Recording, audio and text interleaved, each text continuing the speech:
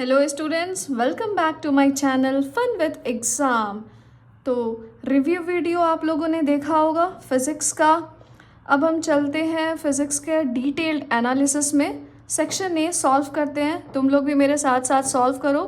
देखो तुम लोगों का कितना आंसर आया था, एक बार मैच कर लो, पता चल जाएगा कितना कितना आंसर सही है। क्वेश्चन 1 सेक्शन ए, और ये सेट 2 है। तो सबसे पहला क्वेश्चन है, इलेक्ट्रिक फील्ड दिया हुआ है तुम्हें 4x आई कैप। पोटेंशियल डिफरेंस हमें निकालना है बिटवीन पॉइंट ए x बराबर 1 and B x equals 3। Okay, V A minus V B हमें निकालना है। तो ये मैंने अपने प्रीवियस वीडियो में भी बताया था कि इलेक्ट्रिक फील्ड और पोटेंशियल का रिलेशन बहुत इंपॉर्टेंट है। इस पे क्वेश्चन आता है, लास्ट टाइम रिविजन वाले में बताया था और इस पे क्वेश्चन आ गया।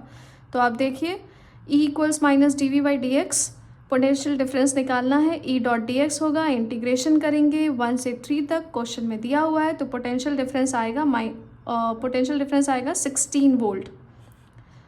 तो मुझे लगता है तुम लोगों के भी 16 वोल्ट आए होंगे। ये क्वेश्चन तुम लोगों का भी सही होगा। सेकेंड क्वेश्चन है, unbiased P N junction at equilibrium which of the following statement is true.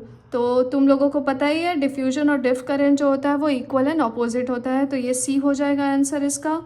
Third question है, स्ट्रेचिंग, कॉपर वायर को स्ट्रेच कर रहे हैं, increasing is length by 1%, then change in resistance is close to.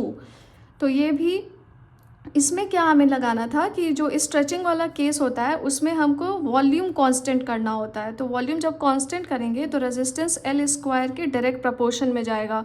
ठीक है, तो 2 into delta L by L, percentage change आपको पता है। तो ये आंसर आएगा इसका कितना, 2%। तो ये ऑप्शन डी करेक्ट है इसमें, 2%। तुम लोगों का भी यही आंसर आया होगा, कमेंट करो यही आंसर आया है या नहीं। क्वेश्चन 4 है, 4 independent waves are expressed as, देखें y1, y2, y3, y4, 4 दिया हुआ है वेव्स।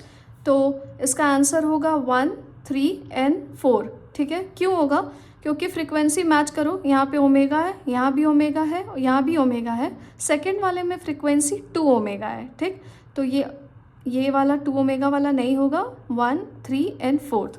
तो 4 का ऑप्शन हो जाएगा सी। मुझे लगता है ये भी तुम लोगों का सही होगा। ये एक ईजी क्वेश्चन है। क्वेश्चन 5, ये सबके सही होने चाहिए, तुम्हारे भी सही होंगे। कनकेव लेंस है, फोकल लेंथ 40, कोएक्सिली रखे हैं with 2 convex lens. Concave, coaxially, 2 convex lens. Focal length दिया था 20, 20, 40 और कॉम्बिनेशन निकालना है फोकल लेंथ का। तो फॉर्मूला पता ही है आप लोग को। कॉनकेव का फोकल लेंथ माइनस में होता है, बस इसे माइनस करना है। 1/20 प्लस 1/20 माइनस 1/40, सॉल्व करने पे आंसर आ रहा है 40/3।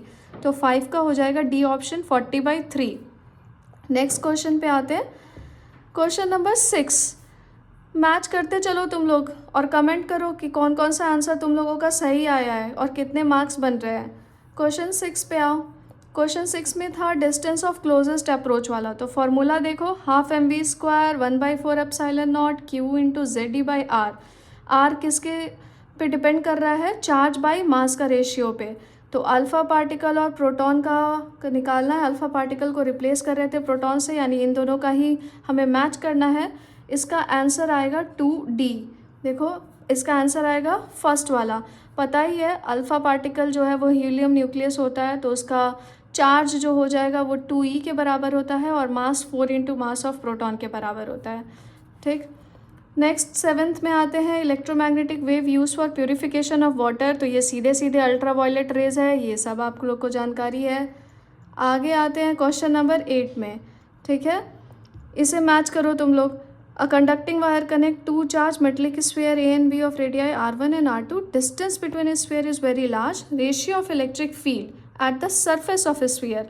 तो इसका बहुत इंपॉर्टेंट कंसेप्ट ये था कि जब हम 2 स्फीयर को कंडक्टिंग वायर से कनेक्ट करते हैं तो जो पोटेंशियल होता है वो सेम हो जाता है। यही कंसेप्ट है इस क्वेश्चन का। ठीक, तो पोटेंशियल सेम करना है। अब वो फार्मूला यूज़ करेंगे जिसमें इलेक्ट्रिक फील्ड और पोटेंशियल आता है, और वो फार्मूला क्या है, electric field potential by R. देखा, इसी कंसेप्ट पे एक और क्वेश्चन मिल गया तुमको। तो ई आर के इन्वर्सली प्रोपोर्शनल, तो ई ए बाई ई बी हो जाएगा R2 बाई R1। इसका आंसर हो जाएगा बी ऑप्शन। आई थिंक ये भी तुम लोगों का सही होगा। कमेंट करके बताओ मुझे कितना सही है तुम्हारा। इस क्वेश्चन का भी सही आंसर आया होगा। क्वेश्चन 9 पे आते हैं, straight conductor lies along x axis, ठीक है, तो कंडक्टर जो है वो एक्स एक्सिस है। ये हो गया आई कैप में करंट फ्लो कर रहा है 10 अलोंग द एक्स, तो करंट यहाँ पे है 10 आई कैप, ठीक है। Magnetic field due to 1 centimetre segment of this conductor, कितना निकालना हमें 1 सेंटीमीटर, ओके। और पोजीशन वेक्टर कितना है 1 मीटर, किस में जे कैप में, पोजीशन वेक्टर है जे कैप में। फॉर्मूला यूज़ करो, कितना होता है बायो सेवर्ट लॉ वाला, mu naught by 4 pi I dl sine theta by r square. Mu naught by 4 pi का वैल्यू पुटअप करो, करंट दिया हुआ है, लेंथ तुम्हें पता है कितना दिया है 1 सेंटीमीटर यानी 10⁻⁻², और साइन थीटा तो साइन 90, कंडक्टर इधर है, पोजीशन वेक्टर वाई एक्सिस में है यानी जे कैप में है, तो कितना एंगल बनेगा 90 साइन 90, ठीक है। और कौन से प्लेन में जाएगा के कैप में, आई और जे, तो कौन सा प्लेन बचेगा मेरे पास के कैप, तो इसका आंसर हो जाएगा 10 बी ऑप्शन, 10 नैनो टेस्ला के कैप, दिख रहा है बी ऑप्शन, ये भी तुम लोगों का सही होना चाहिए। उसके आगे आते हैं क्वेश्चन नंबर 10 पे, ये तो सबका सही होगा, ये तुम लोग का सही होगा। एंगुलर विड्थ ऑफ इंटरफेरेंस किस पे डिपेंड करता है ये पूछा है, तो ये फॉर्मूला से ही है direct, theta lambda by D, यानी वेवलेंथ पे और स्लिट सेपरेशन पे, दोनों पे ही डिपेंड करता है, तो ये सी आंसर हो जाएगा 10th का। 11th क्वेश्चन देखते हैं।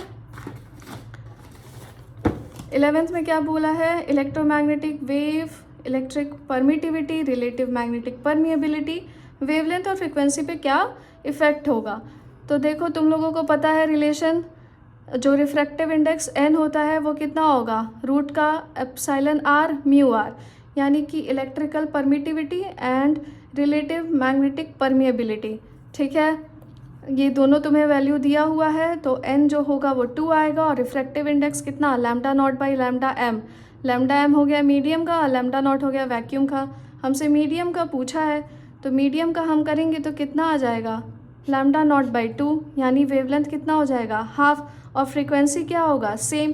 फ्रीक्वेंसी सेम क्यों होगा, क्योंकि सेम सोर्स से वेव निकल रही है, सेम सोर्स से वेव निकल रही है, समझ रहे हो ना, तो फ्रीक्वेंसी इसीलिए क्या होगा सेम, तो फ्रीक्वेंसी अनचेंज रहेगा और वेवलेंथ आधा हो जाएगा।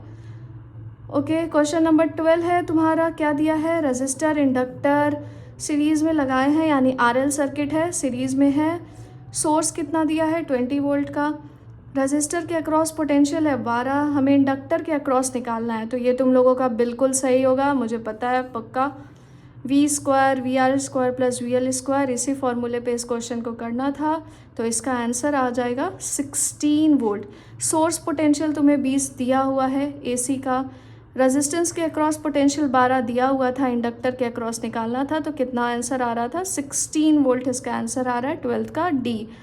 तो आई होप ये 12 MCQ के क्वेश्चंस थे, आई होप कि तुम लोगों के 12 में 12 सारे करेक्ट होंगे। तो मुझे कमेंट करके बताओ तुम लोग कि तुम लोगों के कितने आंसर सही हुए और कितने गलत हुए हैं, और क्या तुम लोगों से छूट गया इस सेक्शन ए में। और अगर ये तुम्हें वीडियो अच्छा लगा हो, एनालिसिस अच्छा लगा हो, और तुम चाहते हो कि सेक्शन बी का भी हम ऐसे ही एनालिसिस करें, तो कमेंट करो मुझे कि प्लीज़ सेक्शन बी भी एक्सप्लेन कर दे। बाकी अभी के लिए इतना ही, और please like share subscribe, thank you.